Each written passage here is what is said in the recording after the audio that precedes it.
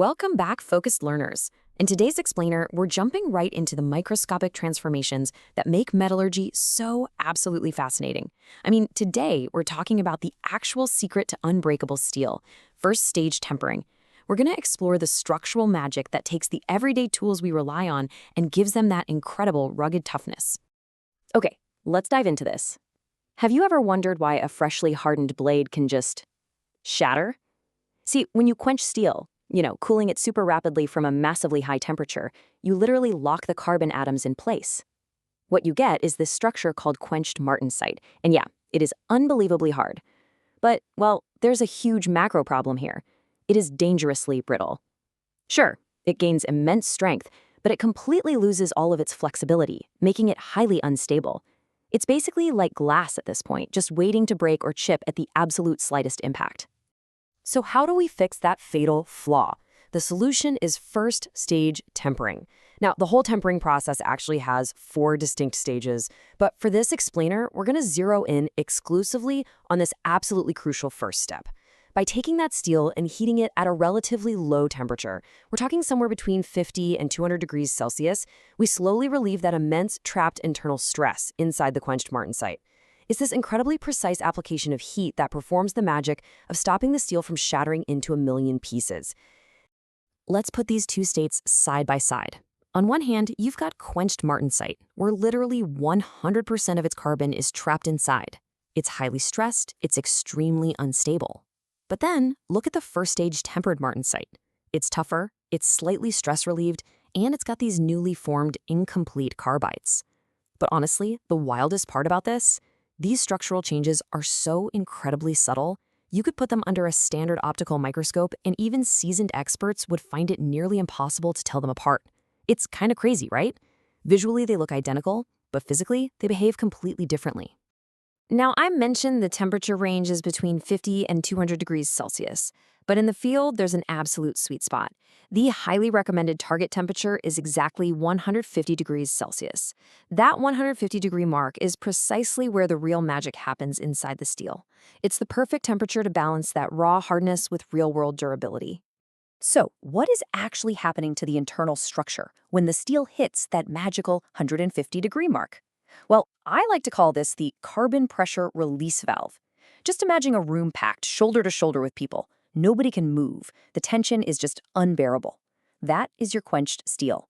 The carbon atoms were forced into these super tight lattice spaces, creating all this immense internal pressure. But at 150 degrees, they finally find a way to breathe. They start to escape, relieving that trapped pressure. It's exactly like slightly opening the valve on a tightly sealed boiling pressure cooker, letting just enough steam out so the whole thing doesn't explode in your face. Now, what's really interesting about this slide is the exact ratio of how this carbon migrates when that pressure is released. It's a perfect split. Exactly 10% of the trapped carbon escapes in the form of Epsilon Carbide, while the remaining 90% stays totally trapped right where it is, inside the alpha solid solution. And hey, if you're wondering what the alpha solid solution is, just think of it as the primary iron matrix. It's the foundational grid of the steel where all those carbon atoms got trapped in the first place. Letting out exactly 10%, not too much, not too little, is the absolute key to removing that deadly brittleness without sacrificing the steel's foundational hardness. So what exactly happens to that escaped 10% of carbon?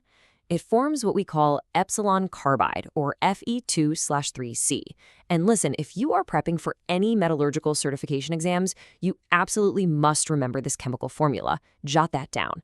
Notice how it looks a bit different from standard highly stable cementite, which is Fe3C? Yeah, this unique, slightly off-balance chemical formula is literally the microscopic proof that first-stage tempering has actually done its job. Let's walk through the exact chronological chemistry of why it forms as this unstable, slightly weird Fe2/3C compound. First, heat is applied, but remember, it's a relatively low 150 degrees. Second, because of that low temperature, there's actually a shortage of heat energy in the system.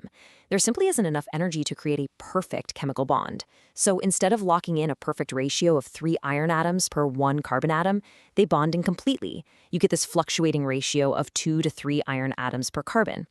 And third, this unstable Epsilon Carbide precipitates out. It's honestly like the chemistry is caught in the act.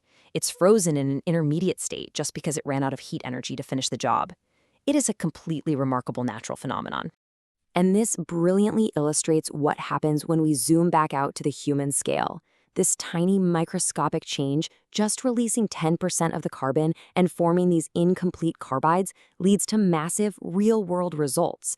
This is exactly why tool steel can build heavy equipment. It's why massive manufacturing molds can take thousands of pounds of pressure. It's why your favorite kitchen knife can chop right through dense vegetables without chipping, and why cutting tools like pliers don't just snap in half in your hands. Literally, all of these everyday tools rely on this delicate magic of first-stage tempering to keep their raw hardness while making sure they never break under pressure. Now, if you've been following along this far, a pretty provocative question should be popping into your head right about now. If simply releasing 10% of the carbon at a measly 150 degrees saves a blade from totally shattering, what kind of radical transformations happen when we push the heat even higher into the second, third, and fourth stages of tempering? Well, we are going to continue uncovering those incredible secrets next time.